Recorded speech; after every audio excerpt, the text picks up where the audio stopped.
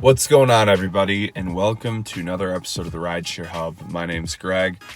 More than anything, I hope you guys are staying safe right now and not worrying, not panicking, just trusting everything's going to be okay. It will be okay.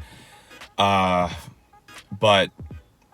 times are nuts right now. I definitely understand that. So because of all this going on, like, I'm personally not driving. I actually haven't driven since after New Year's, which I was for personal reasons, but then we started slowly getting wind of this thing, and I was like, I don't want anything to do with this. I'm not picking people up at the airport or people who, you don't really know if they've been to the airport and been all over the world. And so let's just talk about driving right now in general. You shouldn't be driving right now. I know a lot of you are still, and it's mind-boggling to me, but I'm personally not driving, and I'm going to give you a list of reasons why not, all right? So, number one is I don't want to get sick. I've seen a lot of you who have texted me and written into the channel and been like, well, it's not, too much of harm. I'm just not going to the airport. You cannot go to the airport, and you're probably still going to pick someone up who's been from the freaking airport.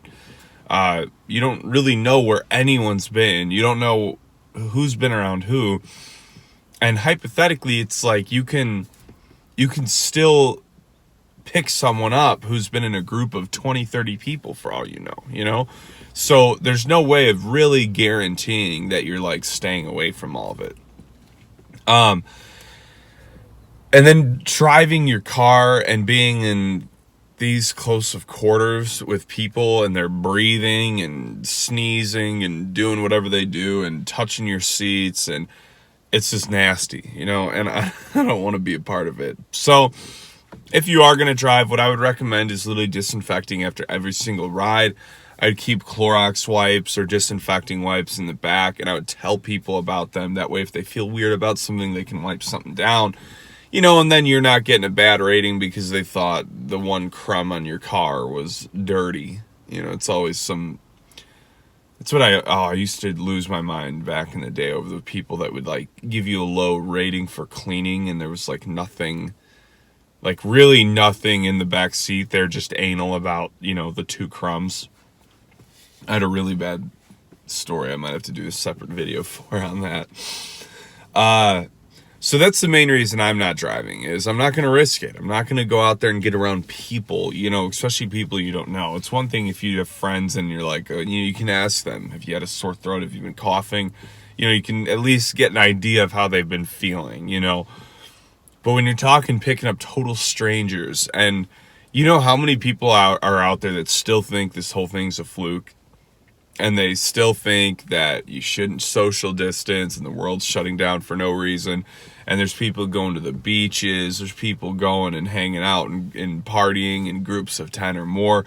I've seen countless Instagram stories and stuff like that of, it's mostly people my age, anywhere from, their early to late 20s that are still like partying and stuff. And I'm like, what are you guys thinking? So that's just moronic. That being said, I don't trust people. That's the main reason I'm not going to drive. The next reason I'm not going to drive is you're not going to make any freaking money. Guys, doing this, I hope you understand that if you're going out and driving right now for like $4 to $6 an hour, you're probably losing money. You might be profiting $20 at the end of the day. Especially if you're including the wear and tear and the mileage you're putting on your car. Like, you're really losing money. It's insane. So, yeah, nothing else really needs to be said about that. That's the second reason I'm not driving, because you're literally not going to profit at the end of the day. If you're really adding up your gas and everything, you're not making money. So lack of rides is a huge problem right now. There's just no business. No one wants to risk it. So really, that's the only two reasons. I mean, I really can't think of any other reason I wouldn't drive, but the money and not wanting to get sick myself is the two biggest reasons. So,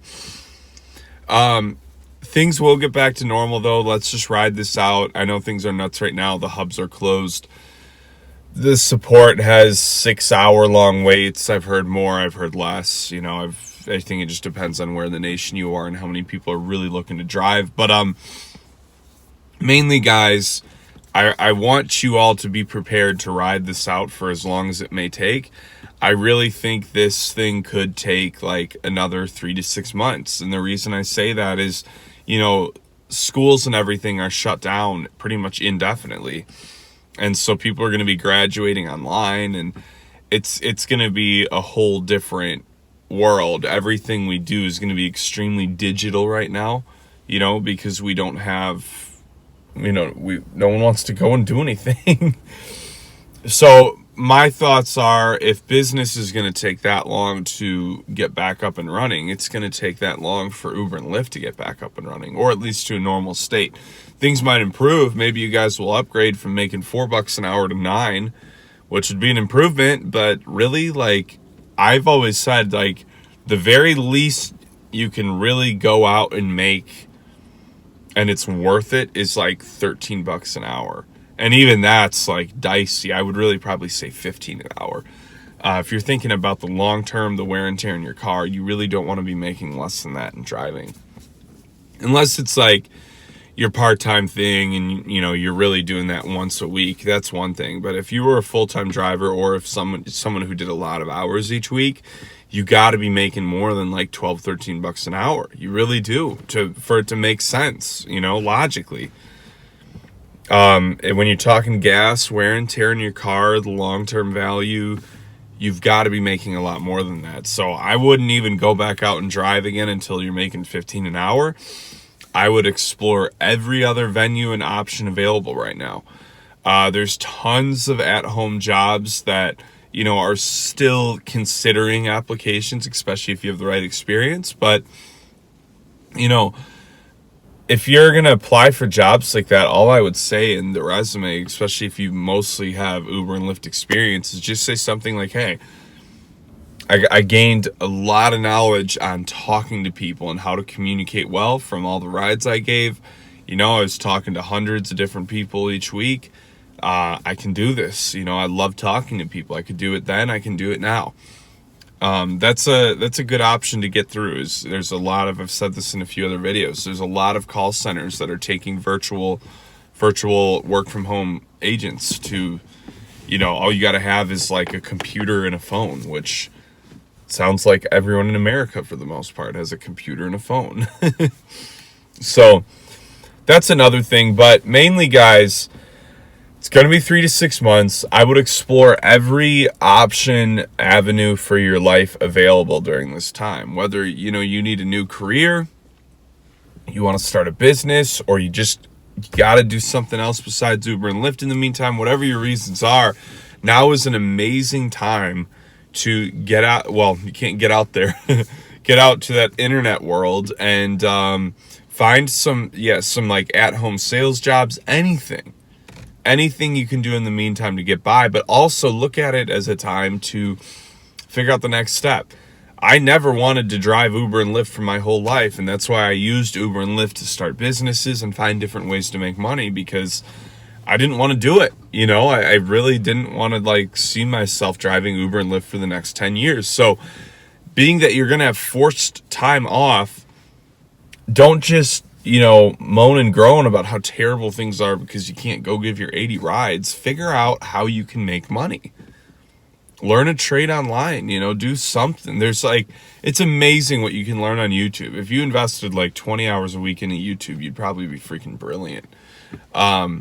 So get creative. You know, I think so many people are just focusing on everything that's so negative about this time, but I feel like the positive side of this is that the world is like resetting, you know. There's been some really cool things that have happened even in nature with like less cars on the road. That's awesome stuff. That's not really channel focused, so I'm not gonna say on that, but what I've seen is people have gotten back to like connecting with themselves. So my encouragement is connect with yourself, learn something about yourself, find a new way to make money, find a new way to or just find a new job, like just look around and see what's out there. There's a lot of things that could make you happy. But anyways, I'm rambling like crazy, so I'm gonna cut it off here. But hey, I really hope you guys enjoyed this video. Like and subscribe. More than anything, stay safe, be careful. We'll get through this, and I will talk to you guys soon.